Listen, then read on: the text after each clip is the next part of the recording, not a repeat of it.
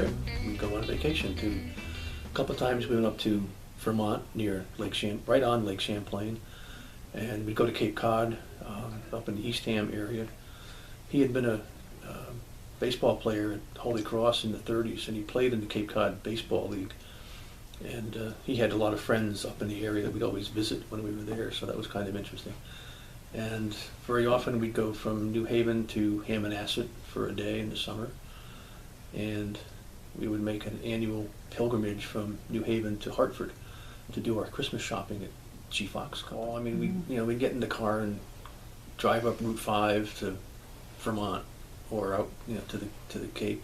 I can't remember, a lot of stops along the way, but we do have some photographs, obviously either coming or going from Vermont. We stopped at least once in Santaland in Putney, Vermont. I've got a photograph of my sister and I in front of, the white painted North Pole right in the center of the Santaland. First of all, I want to say that we are tireless road trippers. We always insist on taking family trips in the car. The few times we've taken trips in a plane, we feel like it takes just as long, if not longer, and there are delays and you don't have the opportunity to get off and stumble upon things and just find the unexpected. So I think from an early age, my kids have always been used to these incredibly long road trips in the car. And people say, how do you do it? And I say, I think it's just that has been always the expectation. We often go up to Moosehead Lake in Maine, which is about an 8-hour trip, which at this point doesn't seem like a long trip.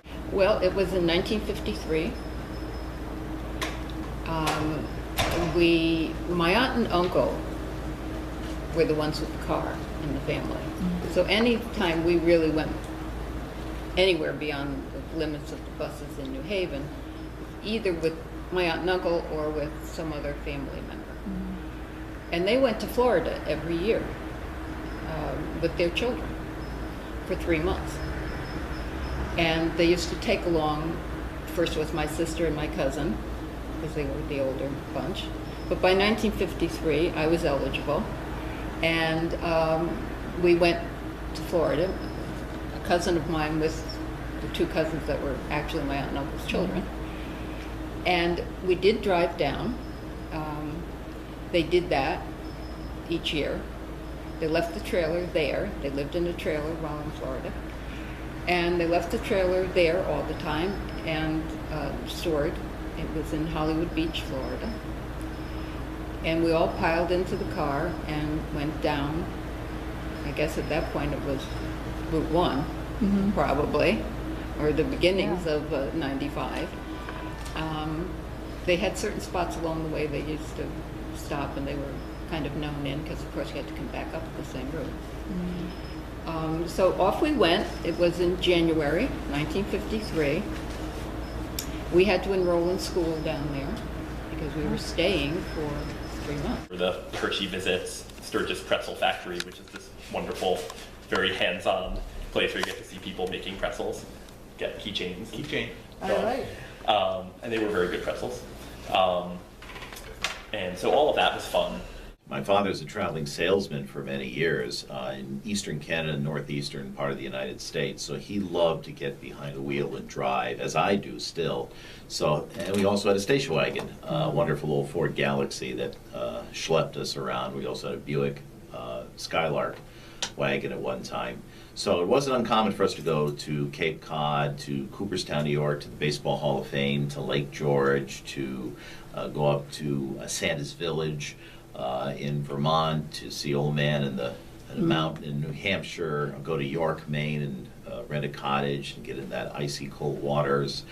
So we traveled through much of the Northeast, and we like to take the blue highways, the back roads especially, not just the main interstates. We didn't have to get there on deadline. One of the things that we like to do is put enough gas in the car, just enough to get us to New Jersey, and therefore, because the gas prices are cheaper in New Jersey, so roughly around about the first or second rest stop on the Jersey Turnpike, that's when we'll gas up. for the duration of the ride.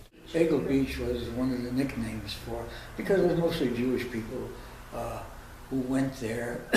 It had several restaurants. The one that was very well known was called Sloppy Joe's, and that, I mean, I said in my day, I went there, of course, as a teenager, and you were there. You go swimming all day. You rent a locker, you change, and at night you have supper at Sloppy Joe's, and you hang around, and even 11, 12 o'clock you went back in for a Coke or something, The place, I don't know when it ever closed. The first car I remember was a 49 Ford sedan, and after that, everything my father bought was a Buick, right up until his last car, I think, he bought in the mid-'80s. He had a big Buick Roadmaster, 1953 Roadmaster. It was gray with a white top, and it was pretty comfortable.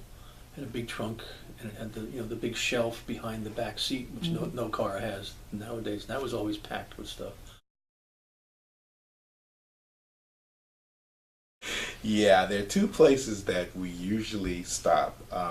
One in the DC area, there's this place that's called, well, I guess 20 years ago it was a bus, where these guys would basically cook out of the back of a bus, and they would, this was along Indian Head Highway, in the Suitland, in the Indian Head Highway View area of Maryland.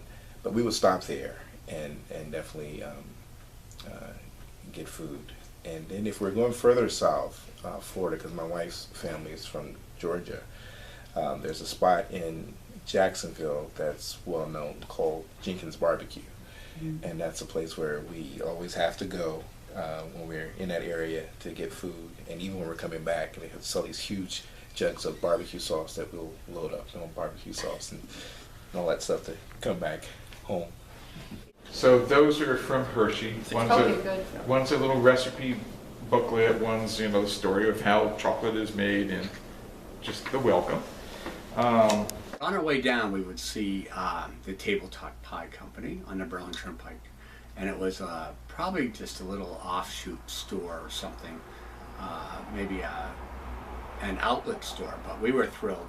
As kids, we would all be able to pick out our own tabletop pies. They're little individual ones, about this big, and we would pick them out, and we'd take them with us down to our vacation. We actually would try to dine at some of the chains. I loved Howard Johnson growing up, and I think it was the ice cream that really drew me in, but some of those other types of foods, beef stroganoff, I guess was called beef burgundy or whatever they had on the menu, or some type of fried fish sandwich would be a big deal, in the onion rings. Nothing that I think a self-respecting adult should probably eat these days, but it was fun back then when you could handle the calories.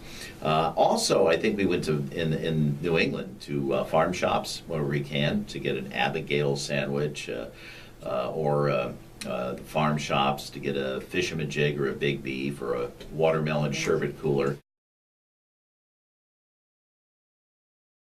For some reason we always end up coming back with more, because when you go home, people want to give you stuff, or you want to take stuff home, and you end up having more stuff than you leave your original home. The Seminole villages, the Seminole Indians. And I remember I had a jacket which was all embroidered and beaded, etc., in the Seminole designs. I probably bought a little doll that was a Seminole doll too, but I don't know where she ever got to. But I'm pretty sure I would have bought the doll as a souvenir. When you take a road trip, you get to see everything from point A to point B, but when you're on an airplane, you just kind of fly over and skip everything in between where you are and where you want to go. So the road trip is more of like, kind of like a process of getting there. You got to figure out like where you're going to stop for food, and you got to figure out, figure out what roads you're going to take. But with an airplane, it's just you get on and then you're there where you want to be. But it's not like that. There's always something interesting. If you don't find something interesting in a particular region, it's really that you aren't looking hard enough for it.